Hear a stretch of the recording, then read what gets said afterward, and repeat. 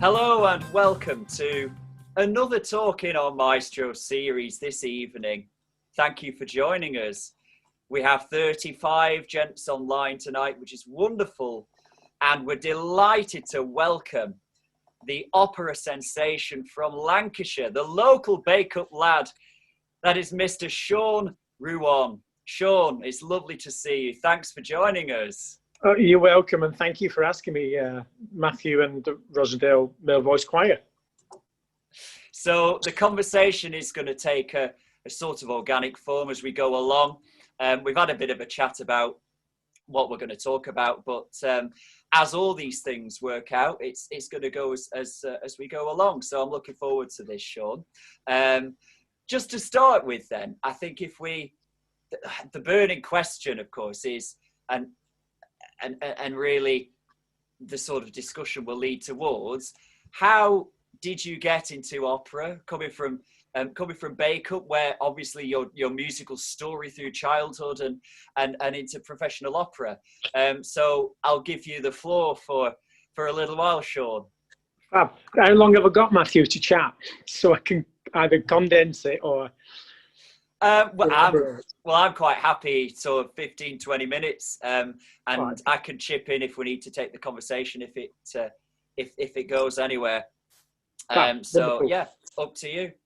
Yeah, I mean, I'm the youngest of 8, born in the workhouse in Rossendale General, brought up in Bake Up, typical sort of Irish background upbringing. You know, music played a big part in everyone's life. You know, my mother was always singing, my father was always singing.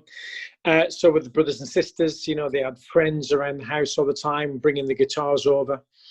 So I sort of grew up surrounded by music all the time. And we had one of those mono record players.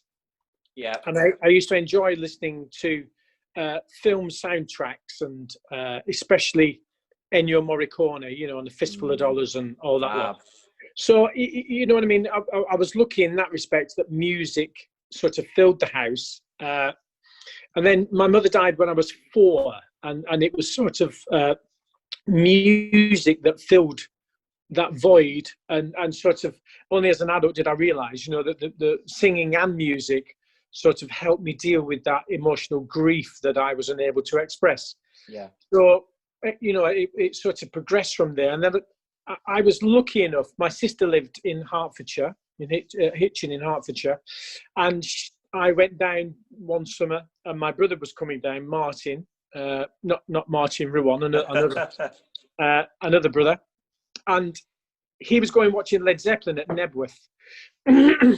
So my brother-in-law, who you know, Barry, who I was staying with, just said to me about 6 o'clock on a Saturday, Led Zeppelin are at Nebworth, do you fancy going watching them? So I said, yeah, I'd never even heard of them. So when we walked into Nebworth, we didn't pay, there was nobody on the gate, we just walked in. And that's where I saw Robert Plant singing Nobody's Fault But Mine. And that was the sort of opening of like, wow, this is absolutely unbelievable. Rock music, couldn't believe it. So for the next few years, it was rock music that sort of had me, you know, my time and sort of attention, listening to it all the time. Yeah. 16, decided I want to be in a band, you know, found a few of the mates that, you know, one played drums, one played guitar, keyboard, everything else. And of course, I couldn't play any of those. So I was, you know, I wanted to be the singer. So I started in bands, and then the drummer said to me, Anthony Chadwick from Bake Up or Staxted's, said, I think you need to have singing lessons because you know you're not brilliant. You're not quite getting you know, when we decide to do a song, you know, yeah. Drummers picked it up, the guitarist has picked it up, but you're just not quite getting the vocals right. Only as you get older do you realise, you know, that or sort of have a smattering of understanding of music. It was always in the wrong key. So I was trying to emulate somebody else, and it wasn't my voice. It wasn't the right key for my voice. So I decided to have lessons. I think it was about 18, 19 with Marjorie Hayes. And I think I mentioned to you the other day, Matthew, you know, it was very strange because Marjorie kept going on about breathing, and she would have me lie on the floor, and she would put books, and she would also put her hands on me as well. And I was like 18, 19, what's all this about? It's a bit weird. So it kind of freaked me out a little. And I stopped going after a few lessons because I thought, I'm just not getting it. I don't know what she's trying to get me to do. And I didn't see the point of that kind of work then, i.e. the breathing that she was trying to get me to focus on. Yeah.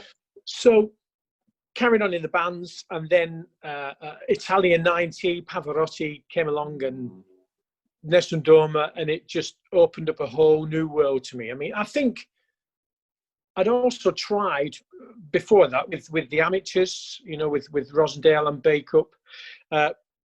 And also, I think I attended 1 or 2 rehearsals with Rossendale Male Voice Choir. Oh, really? Yes, absolutely. And again, it wasn't for me. It wasn't the kind of music that I was looking for at that, you know, 18, 19-year-old kind of thing. And I think that was because Marjorie had suggested that. Anyhow, opera, phenomenal. Pavarotti, Domingo and Carreras, it just opened a whole new world to me.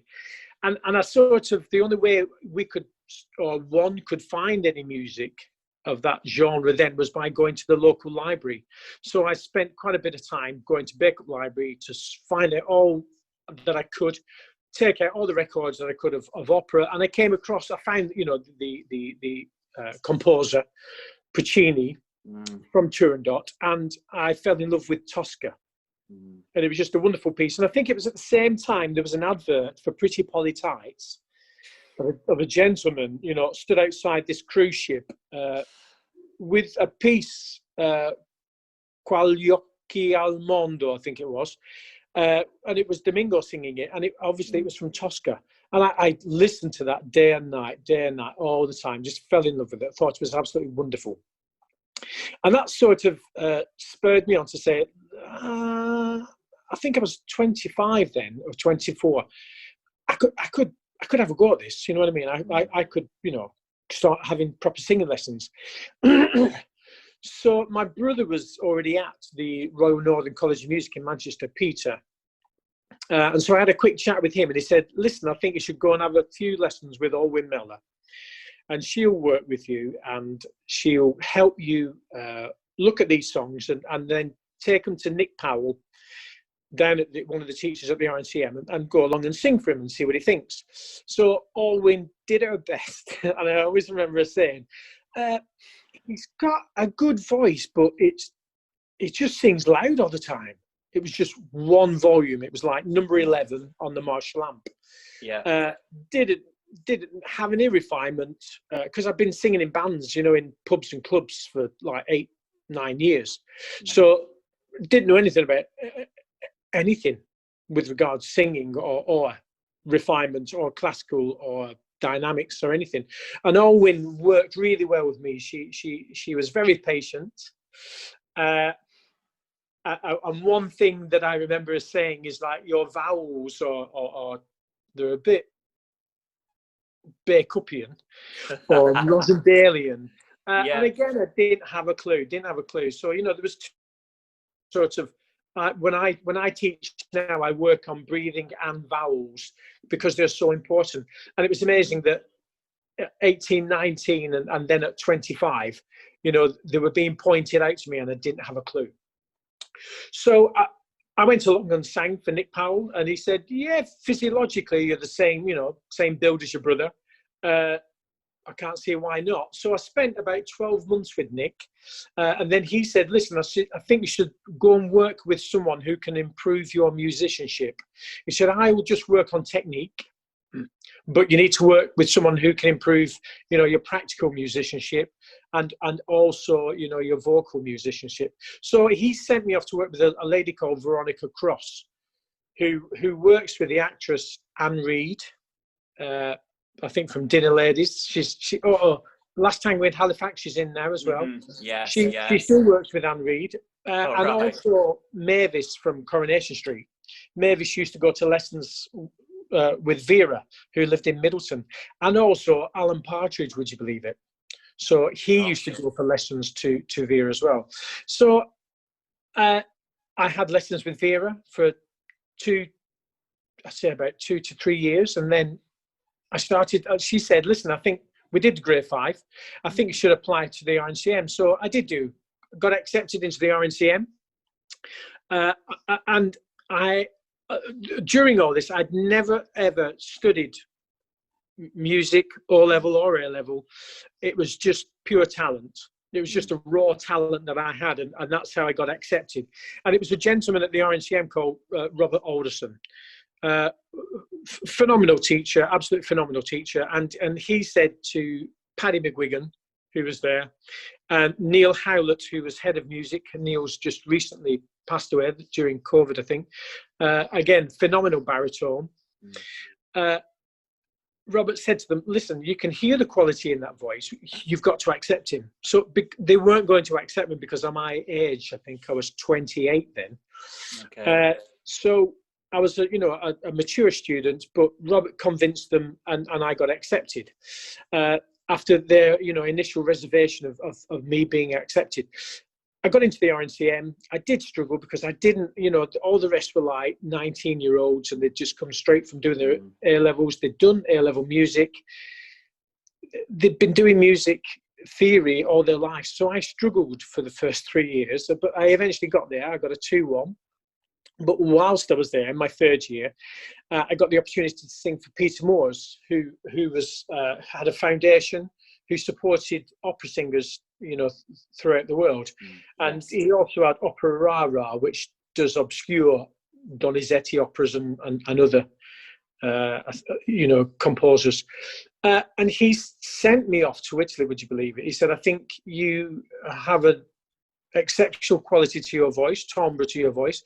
I think you need to go to Italy." So he sent me off to Torre del Lago, to the Puccini Festival. Now, for me, it was just unbelievable. Couldn't believe there I was at Puccini's villa, at Puccini's festival, and that was, I think, 2000. So within a 10-year journey from hearing Nessun Dorma, here I was at Puccini's villa at the festival, working there in Italy, and being taught by some phenomenal teachers. One especially was Fernanda Piccini, who was amazed that I didn't know anything about breathing.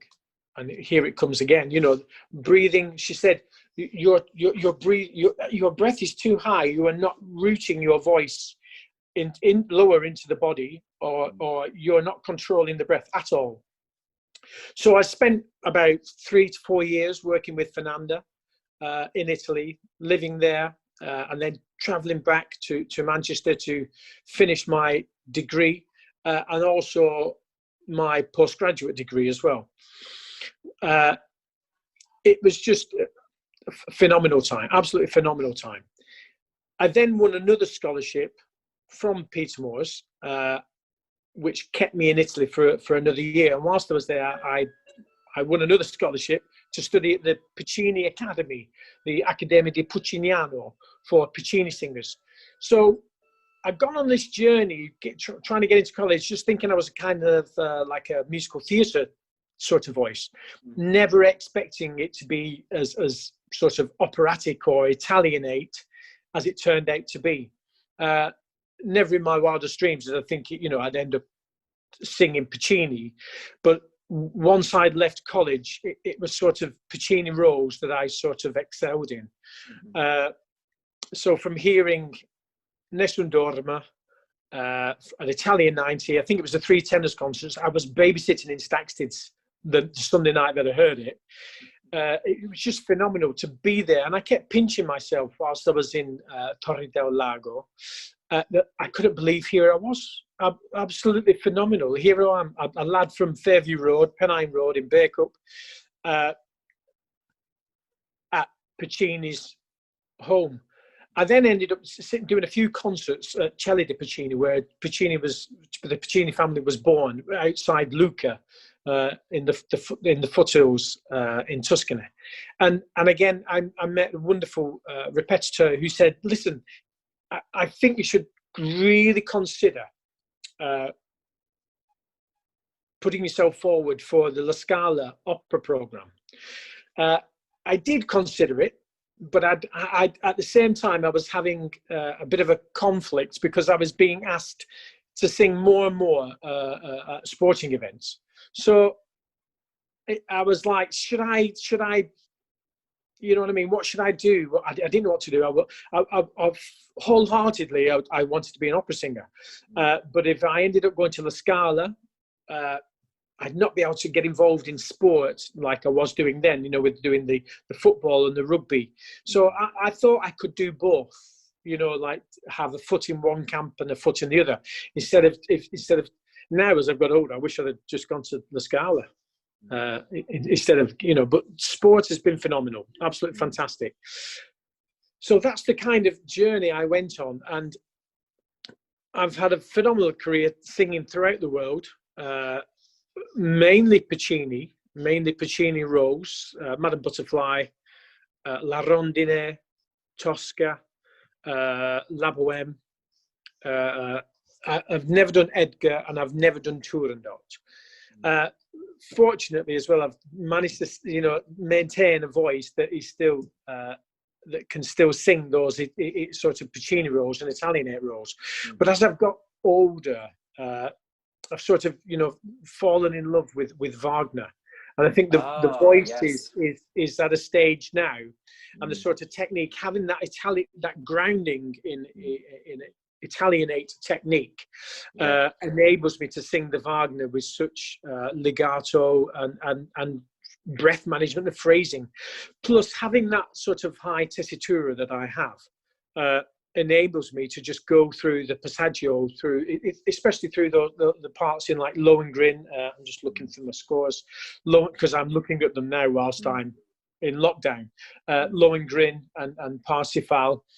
And even, you know, the Meistersinger von Nuremberg, you know, it enables me to sort of move through those passages with ease, which is very difficult, I think, for a lot of tenors to do. So during lockdown, that's what I've been busy doing. Sort of going back a little, where I was on about the sport. Sport has been phenomenal. I mean, I was wholeheartedly an opera singer, and that was my art. And I didn't really want the two to mix, but I soon realised, you know, that the time and effort that it took me and the sort of financial reward that I got, it was more lucrative to be involved in sport. There was less time and more money. Yeah.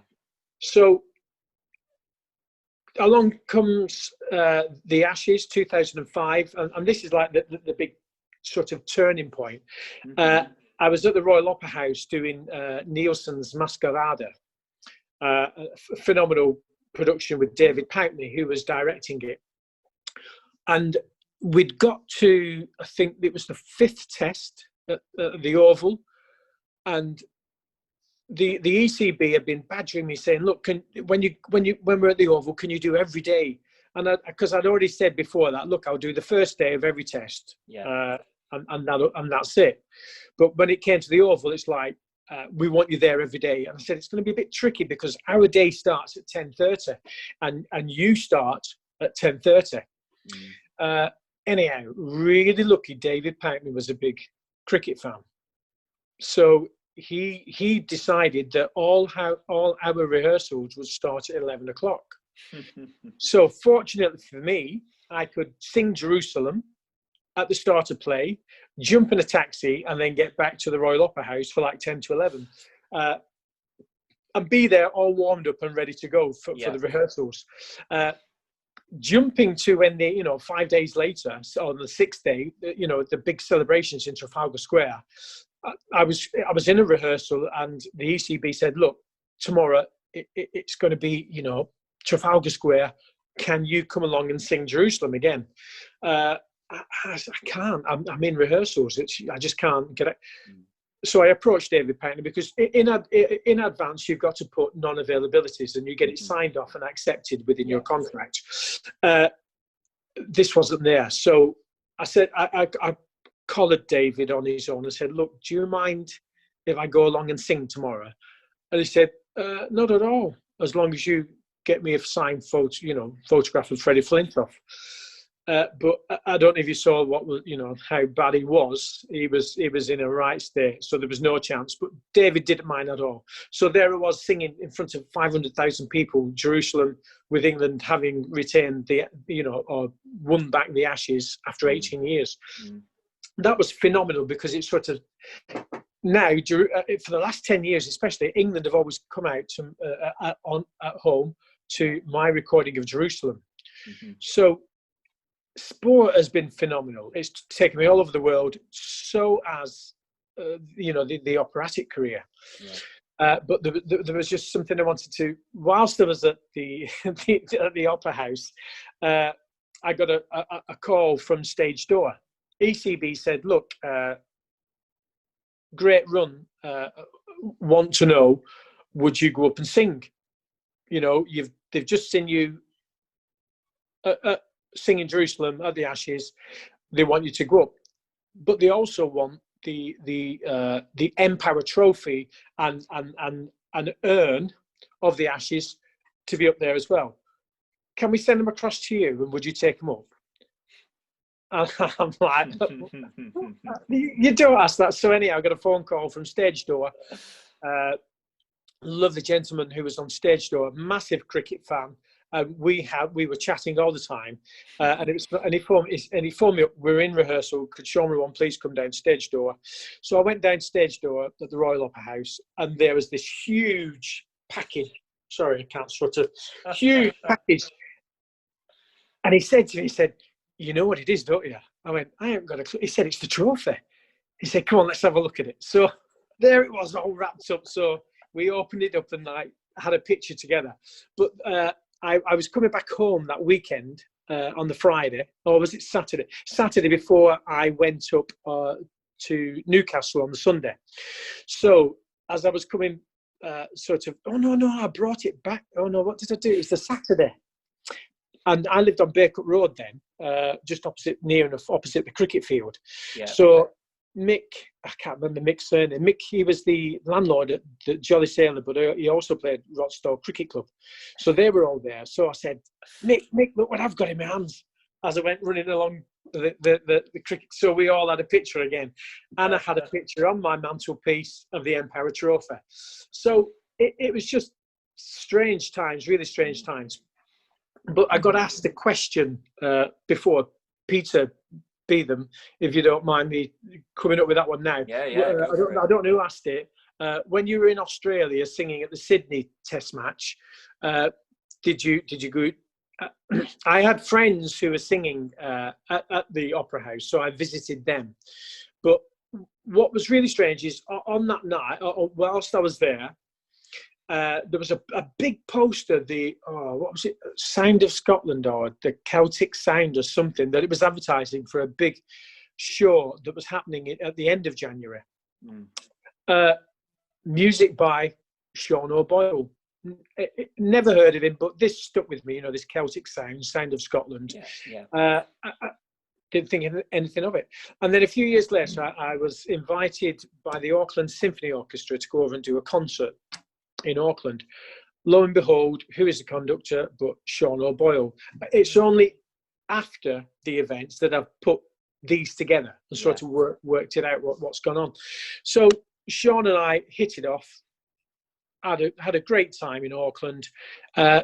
Turns out he was from Newcastle originally, but he moved over there when he was about 12 months old, similar age to me. And his family is also from the County Mayo in Ireland, same as mine.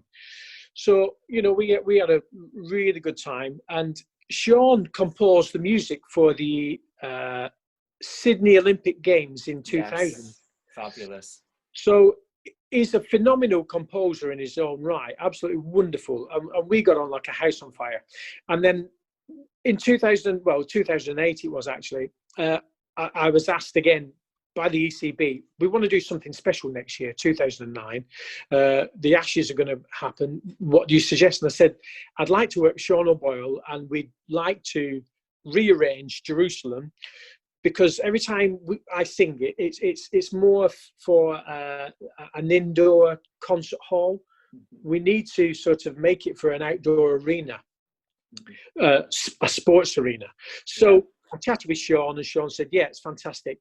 I need to change the key because it's too low for me. I think it's D major it's in? Yes, it is, yes. It's in D major and it's too low for me. I said, we need to go through that passaggio, that exciting part of the voice. So I think we changed it to F. Did we change it to F? Either F or G or something. I think it could be G. And it worked a treat. And we added more timpani and more brass. And we also did a double ending, at the end. So I know there's quite a few sports fans. That's why I'm chatting about this. And you'll see where I'm going in a minute. So we did a double ending and a bit of a SOS at the end there of Jerusalem. And that's the version that England always walk out to any home test. So I recorded that at Air Studios with a phenomenal engineer called Jeff Foster, who does all the Hans Zimmerman films, Pirates of the Caribbean and all that lot. And he was brilliant to work with. He led us by the hand, and Sean came over from Australia and took the sessions, the orchestral sessions. We did it with the Tenor Choir and the Royal Philharmonic Orchestra, and it was just phenomenal. So, first day of the 2009 test, it was the first time we had gone, took part in Glamorgan or Cardiff, and Colin Gibson was the media director. So there's two little stories I want to just chat about Colin Gibson. Colin, after the first day, I think Australia had won the toss, and so they decided to bat. So England were all out there on the pitch, and I was singing Jerusalem. The Australians didn't come out. So, sorry, anyone who doesn't know cricket, the bell goes. You've got 5 minutes for both teams to be on pitch for commencement of the game. So Australia waited until I'd finished singing, and the crowd hushed themselves, and then they walked out. So Colin Gibson said to me and the sound engineer, Kev, who is another Australian, how long is Jerusalem? And I said, it's about 2 minutes 58, or just short of 3 minutes. He said, tomorrow, Kev, he said, don't start the track until 2 minutes after the bell has gone.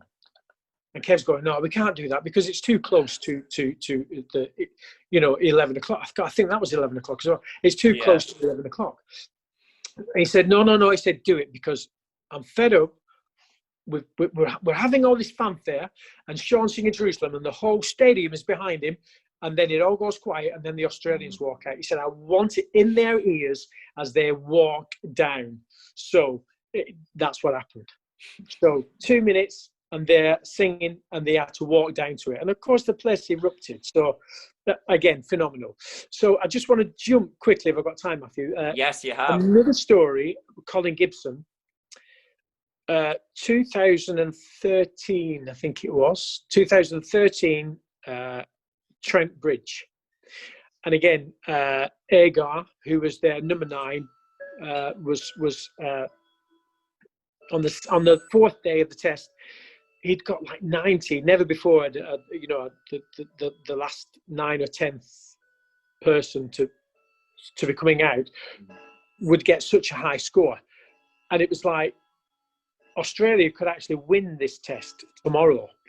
So Vicky, my partner, had joined me at the hotel because I travel with the England team. And Vicky had joined me. And I sat down at the table and Andy Flowers, who was the England coach, and Colin Gibson were there having a conflab. And they looked across at me and looked across at Vicky and smiled. And sure, when you finished, could you just come and have a chat with us, please? And I thought, oh, God, here we go. I'm going to get, sorry for swearing, bollocked here because I brought Vicky down and it's supposed to be no wives or girlfriends.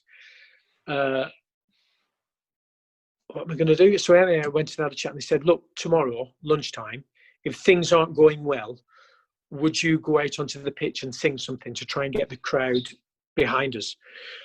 I've got to say, it's one of the worst 12 hours I've ever experienced because I was panicking thinking, oh my gosh, if I get this wrong tomorrow, they lose the Ashes, they're going to blame me. And it's like, hold on a minute, Sean, get it together. They're not going to blame you. You know what I mean? They're playing cricket, for God's sake, not listening to some singer. So lunchtime, I think Australia was something like, I'll come to that in a second. They were doing really well. Within the next over, after lunch, it looked like they were going to win. So I ended up singing You Raise Me Up, which sort of silenced the whole 20,000 that were there at Trent Bridge, and sort of focused everything. Yeah. So Australia came. It's obviously England came out, and as England came out, I was singing Land of Hope and Glory, and the whole stadium were behind me. And in the interview afterwards, Jimmy Anderson and Graham Swan both said, when we walked out, it was just unbelievable. It sort of set our hearts racing at 200 miles an hour. Sean was there in front of us with the whole place behind him singing at us. It gives us that adrenaline push, and just within the next, I think, six overs, they bowled Australia out. I think with 14, they were just 14 runs away, Australia, from winning. And again, it was down to Colin Gibson. But I think I'm not selling myself short. It's the power of music, you know what I mean? Even in a sporting event, can play a big part in those percentages, you know, that sportsmen are always looking for.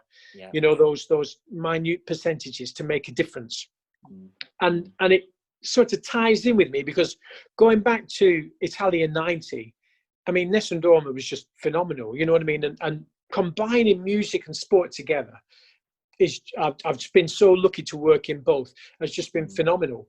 So just jumping back to 2010, I got asked, could I record the aria Nessun Dorma for the film One Night in Turin? So I was like, of course I will, and I'm getting paid as well. So, you know, so yeah, absolutely. So that's what I did. So it was a 20-year journey from hearing Pavarotti sing to then me recording the same aria for a film about the same event. And then a few months ago, I was on Match of the Day as well, you know, where Gary Lineker and Terry Butcher and Paul Parker, they all went back to Turin. They'd not been back since. And they asked me to do a piece to camera saying, look, is opera, is Nessun Dorma still relevant? And I was like, oh my gosh, it's even more relevant today than it was in Italian 90, because so many more people are aware of this, and it's such a powerful song. So again, I involved the Scout band. So I got the cameras down at the Scout band, and they did a piece for us, and it was just phenomenal to involve, I think, people in my sort of passion is what I do all the time, which is why I set Chant Productions up. So we set Chant Productions up because I wanted to sort of create positive pathways for youngsters to experience the wonder, I think, of music and sport. So we've been lucky, I've been lucky, you know, that we've produced a lot of music for not only the Ashes, but also for the UEFA Champions League, for the UEFA Super Cup, for the FA Cup final, for the RFL Challenge Cup, and for numerous games. So we've been very lucky in what we've put together. But I've been even luckier because of my life in music. Yeah, fantastic. That's such a really, really interesting journey that you've gone on, and it looks like you've really found a calling, and I think tying them two with music and sport is so essential. And in this time, I know we are missing that tremendously in the stadiums. Obviously your fans with the chanting and singing, it's really affecting the players, and consequently you get silly score lines like the football yesterday, because it's just like you're playing at a park. But I think music, of course, conjures emotion, and people then have a link with, and you talk about Nessun Dorma. It wasn't Italia 90 for me. The Italian 90 was, well, I was born in 91, so it was just before, but I actually, in 2006, that was the Turin Olympics in Italy, and the opening ceremony, just, they'd lit the Olympic flame, and they had these curtains, and a sort of opera stage was made up, and these curtains opened, and out walked Pavarotti and sang Nessun Dorma in front of the Italian crowd, and it was just the most emotional thing. And of course, that was his last public performance as well, and you could almost see that sort of that emotion. But the piece, you just completely give everything on a performance of Nessun Dorma. But of course, with sporting events, people will then associate themselves with a particular moment. They will say, oh, well, oh yeah, the Ashes of 2005, and of course it was such a special one with Flintoff and Peterson, I remember him particularly. But you associate that piece with that particular year and that Ashes series. So it really does have such a power. But just going back briefly to talk about the opera, because again, you've been so lucky there to actually sing a wide variety of beautiful operas. Just thinking, going back to the Wagner, because this is really interesting. I do need to actually do some more listening and familiarize myself with Wagner, because there's just, for some of the men, there's so much substance to a Wagner opera. How does that differ, performing Wagner to performing your Puccini?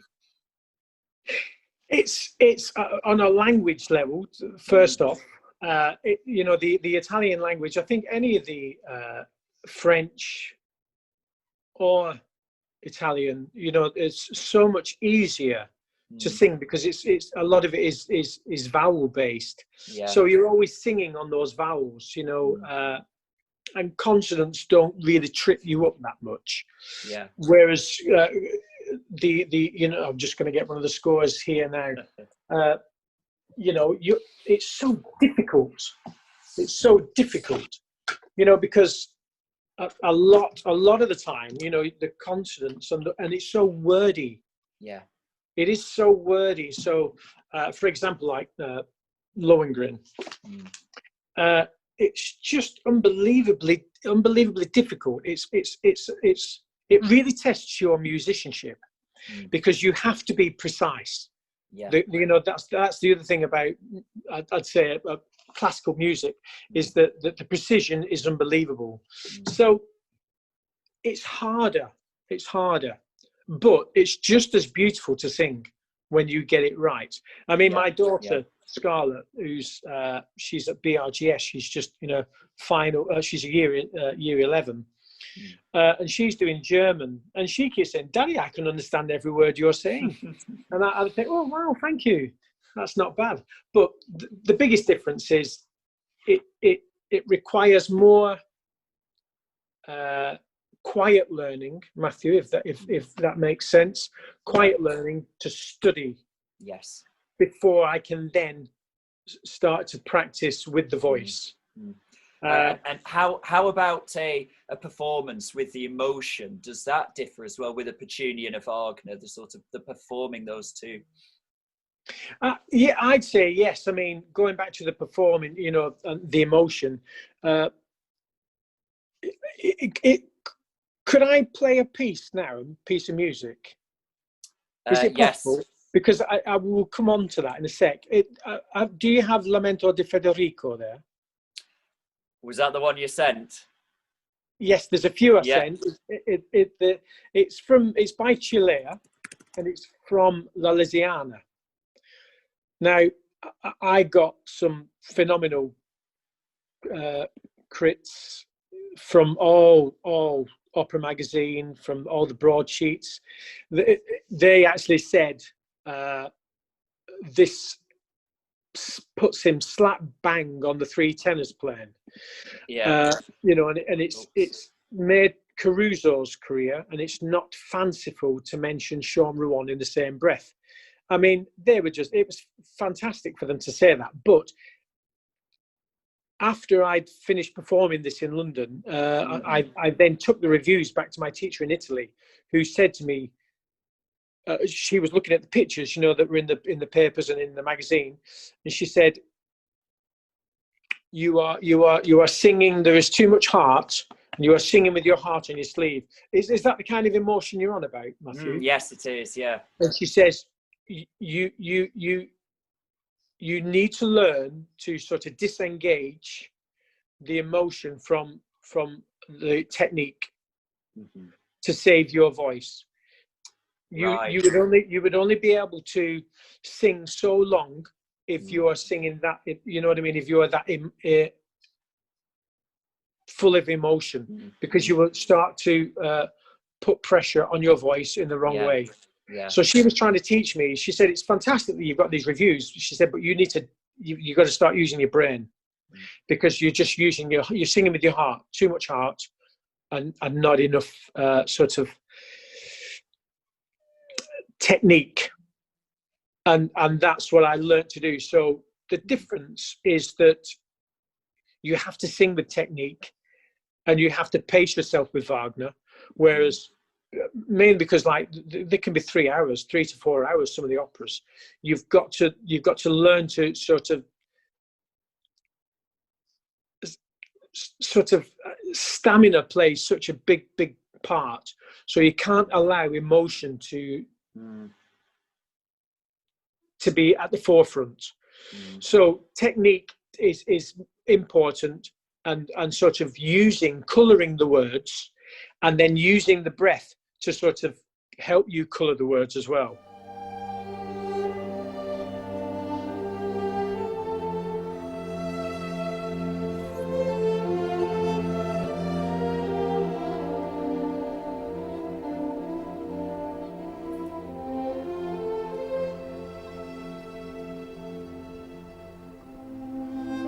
La solita storia del pastore,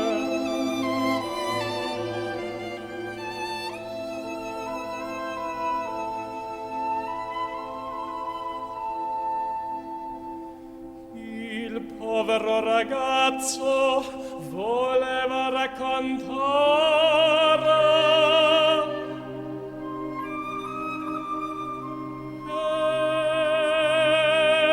e s'addormì.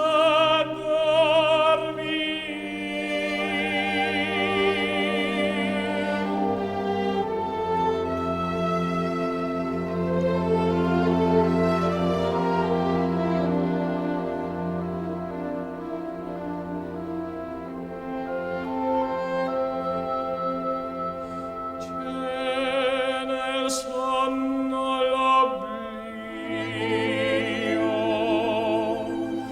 come l'invidio.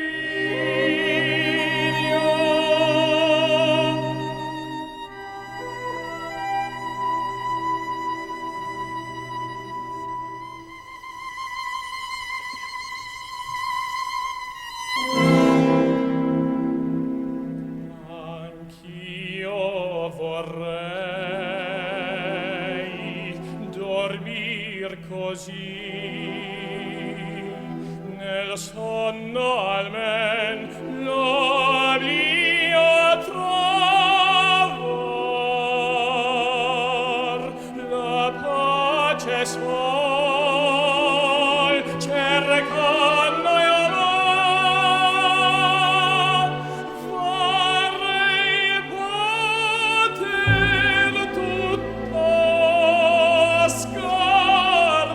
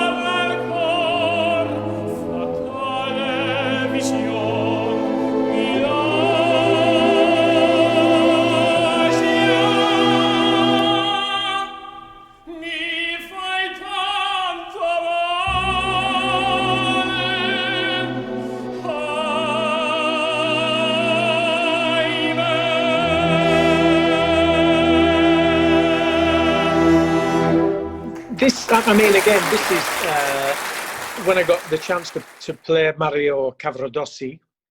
I've sung it again throughout the world.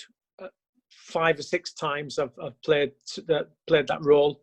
It's the Act 3 aria, and I never fail to sort of be overwhelmed, I think, with the emotion, because just before I come on stage, the stage is empty, the shepherd boy is singing, and then the double basses start. Ba ba ba ba ba ba ba bum ba bum, and it's like you're right. If I could surf, that's what it's like when you're riding that biggest wave, and you just come out to sit on top of that beautiful wave crescendo of music that is just tumbling out of the orchestra into the sort of auditorium, and to sit on top of that is just it's out of this world. And that, again, I pinch myself, think, I can't believe I'm singing this, and this is exactly what I'm on about.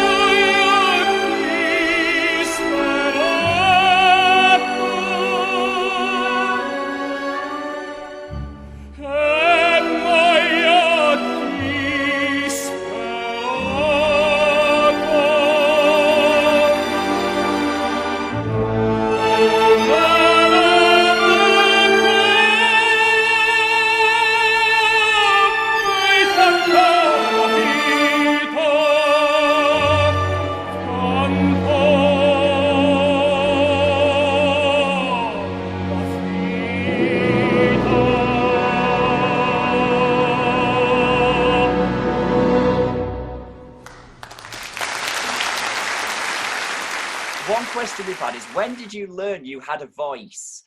I think it's really interesting because you've talked about your journey into music, but at what point did you sort of realize, hang on, I can sing? And even it's really strange because I knew I could sing rock music, but then the guy who suggested, the drummer from the band, Anthony Chadwick, who suggested I should go for singing lessons, and I went to Marjorie Hayes. He eventually kicked me out of the band because he said I couldn't sing. Right. So I never thought I was an operatic singer. I never thought I'd be, a sort of Puccini or Italianate singer. Mm-hmm. And I never thought I'd ever sing Germanic repertoire, especially Wagner, because I always thought they were really big voices. Yeah. But it was sort of, as I was at the college working with Robert Alderson, and then also luckily enough to work with Fernando Puccini in Italy, they used to say to me, Sean, you have such an Italianate voice. Bacup must be such an exotic place. Well, they have a real history in the choir in Rossendale, so there must be something in the water. I should have said Rossendale, but I get told off. It's like, you're not from Rossendale, you're from Bacup. Don't forget that. I get told that quite a few times. So that's why I said Bacup. But I'd say what they unearthed, do you know what I mean? Not what they worked with was this kind of sort of Italianate timbre, but also, I always make sure I sing in this high position. Yeah. It took me a long time. So going back to what Alwyn was saying before, especially what was the song? The Lyndon Lee. I think it's Lyndon Lee. Yeah. And also Caro mio ben. So it was a bit like Caro mio ben, credimi almen. It was very sort of Rossendale, Bacupian. It was guttural. It was here instead of Caro mio ben.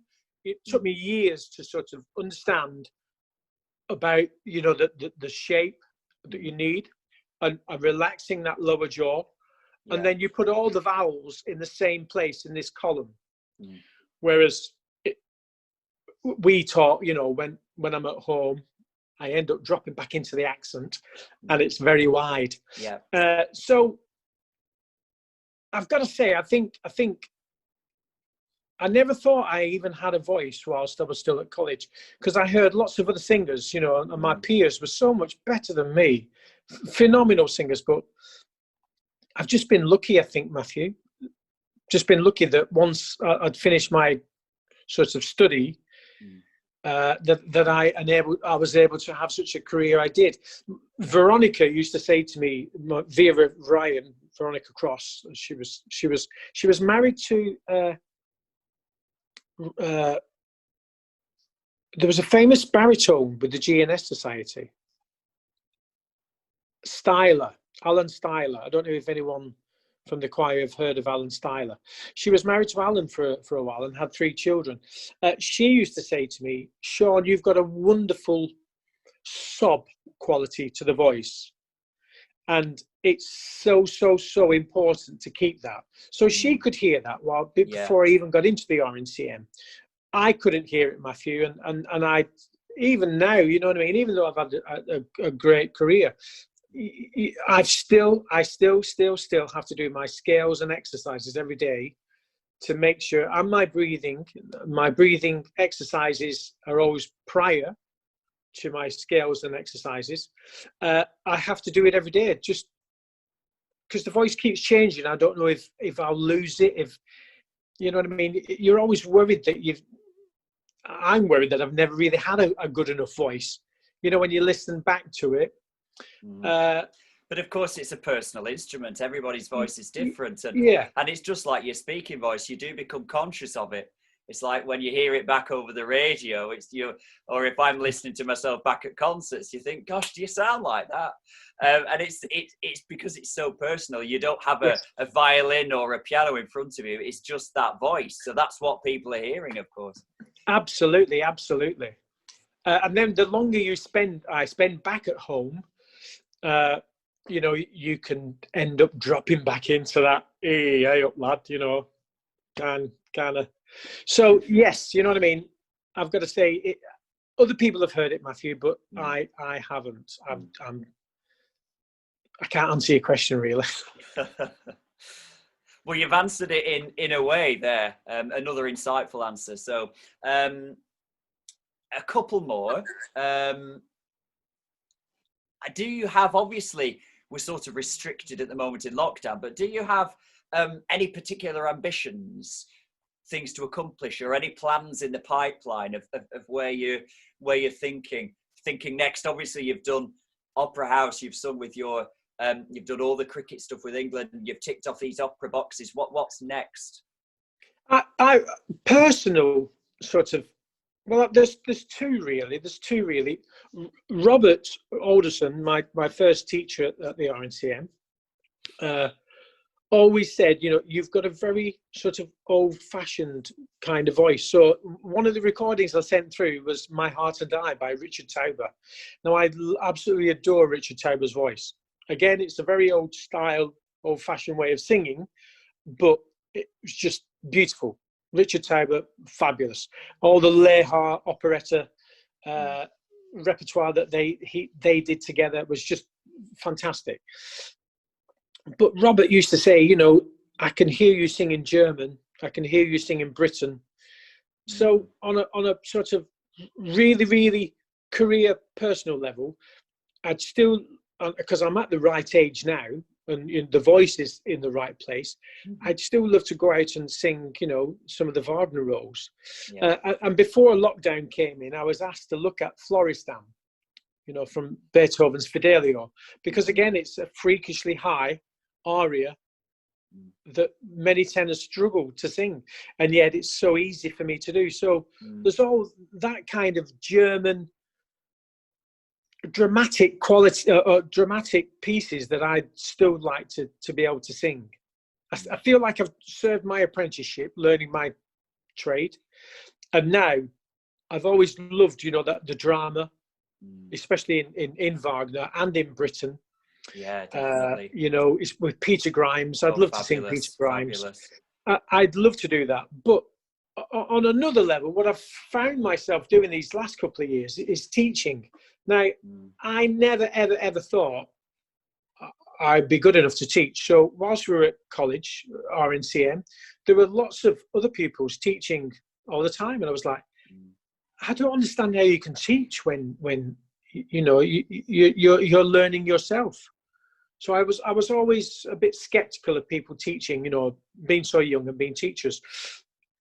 But then I came across a wonderful conductor called Carl Penlington Williams, who was such a young man, but what a phenomenal ear that guy has.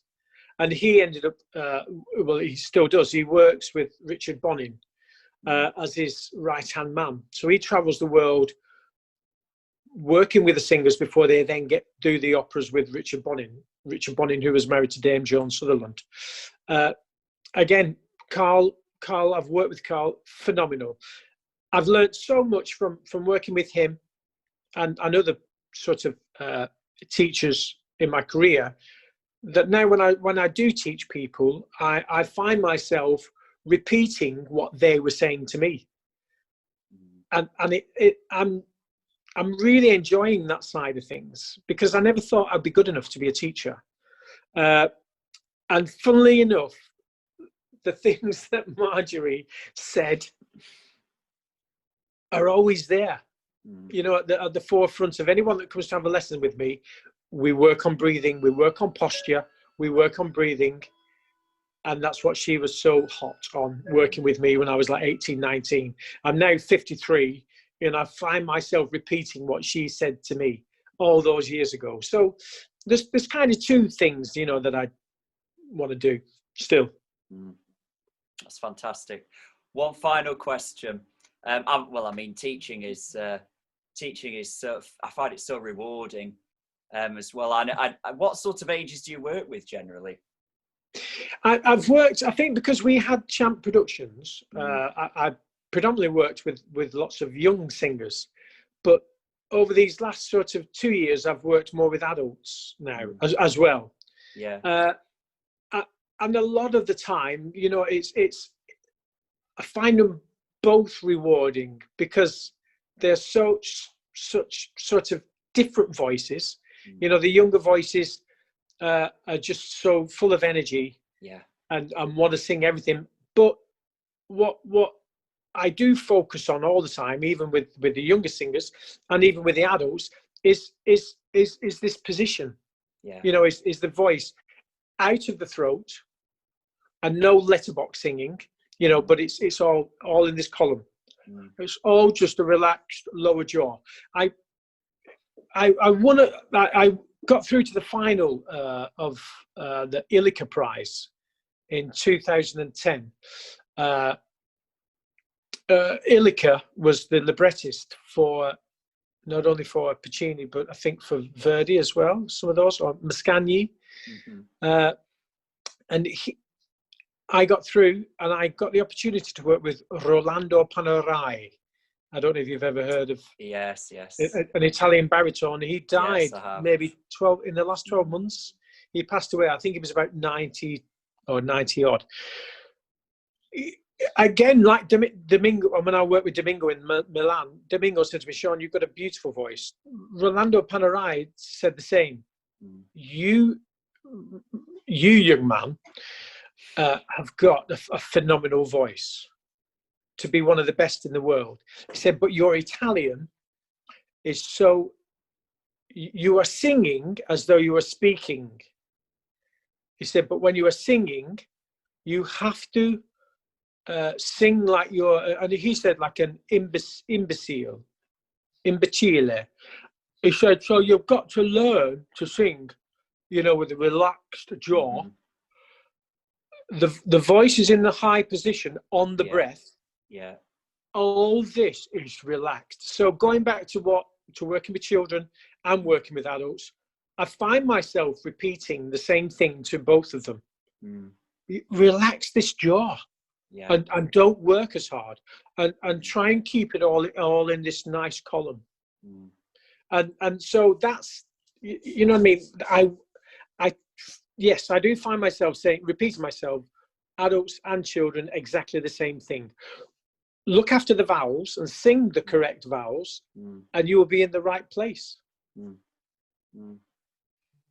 Yeah. And sing on your breath as well. Yes, definitely. If we, I mean, we've gone over the hour slightly, but are you okay just to briefly talk about the breath as a final little thing? Is that okay? Absolutely.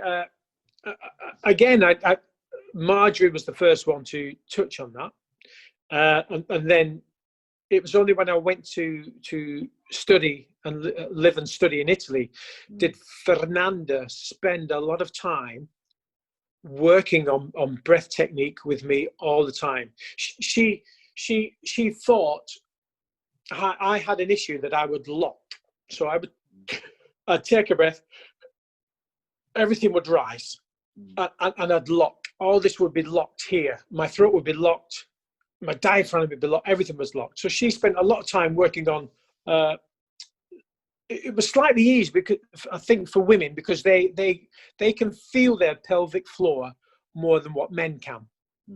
So she was trying to get me to breathe lower down. So she had me doing sort of various yoga exercises. Yeah. But she had me sort of doing breathing techniques in 3 positions. She would ask me to undo my belt and my pants. She would then get me to squat down as though there was no toilet, and she'd be like, "Fare la pipì," which means to do a wee, to have a wee, as though you're having a wee. And she would get me to breathe into that lower space.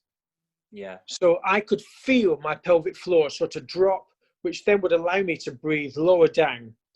And we'd do various exercises, breath management exercises of trying to sustain or trying to lengthen the sort of breath that the exhale breath.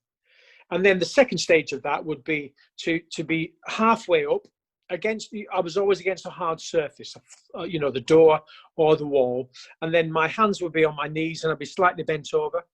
And that would be the second. And then the third one would be into the position where your posture is feet on the floor, as though they're parallel. Your knees are slightly bent, nice and soft. Yeah. And then you tuck your pelvis under and you feel the pelvic floor sort of drop. And that's where you take the breath into. The shoulders are nice and relaxed. The shoulders are always down. Ribs open up, lower ribs especially, and then they are your bellows. So you are able then to control the breath and how it sort of expels from the body. Does that make sense? I mean, that's... Yes, it does. Yeah. I work on that with all my pupils all the time, you know, and it... I don't go to the extreme that Fernanda did with me, but I tend to get people to bend over as though they're a silverback gorilla, and their hands are on their knees, and they can feel the breath going down their back, you know, to their backside, as though it's going out your backside. That's the way you've got to feel the breath all the way down. So it roots lower. The breath is rooted lower in the pit of your abdomen, further down from the diaphragm, if that makes sense. I never talk about the diaphragm, because the diaphragm, as we know, an involuntary muscle that we cannot control, like the heart. We can't control it, but we can control the sort of pelvic floor and lower down. And then when I'm learning a role, I use two techniques to try and improve my breath technique. I work with a kazoo, or if the kazoo tissue has gone and broke it because it's too wet, I use a straw. Yeah. And I try and sort of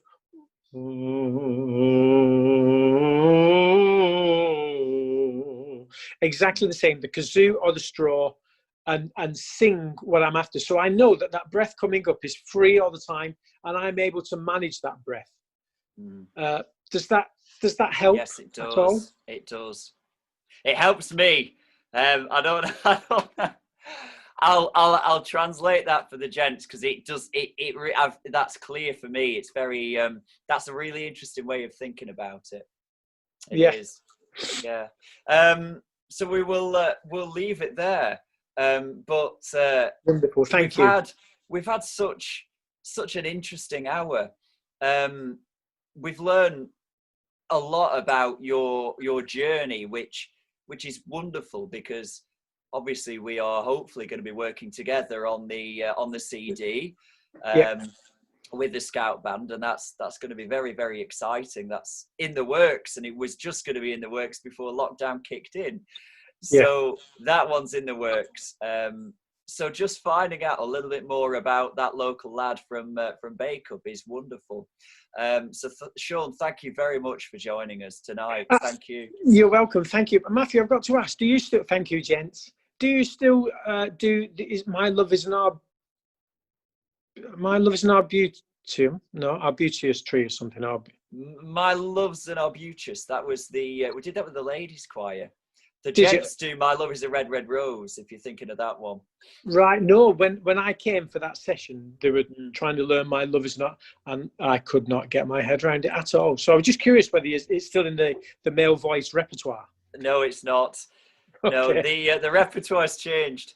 It's changed quite a bit. You're more than welcome down to a rehearsal when we get back. Yes, I'd love to. Which is what I said before, I think, after the Accrington Town Hall concert we did together. Yes. I'd love to come down and listen to what you do.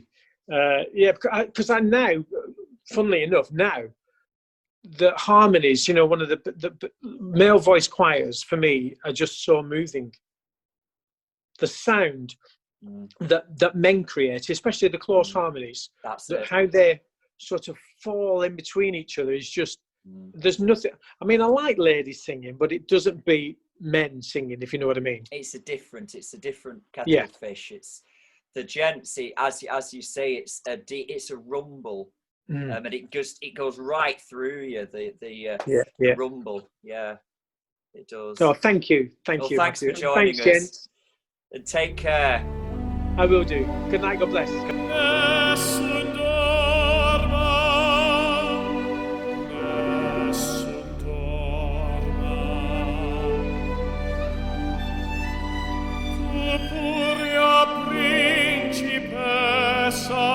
Nella tua fredda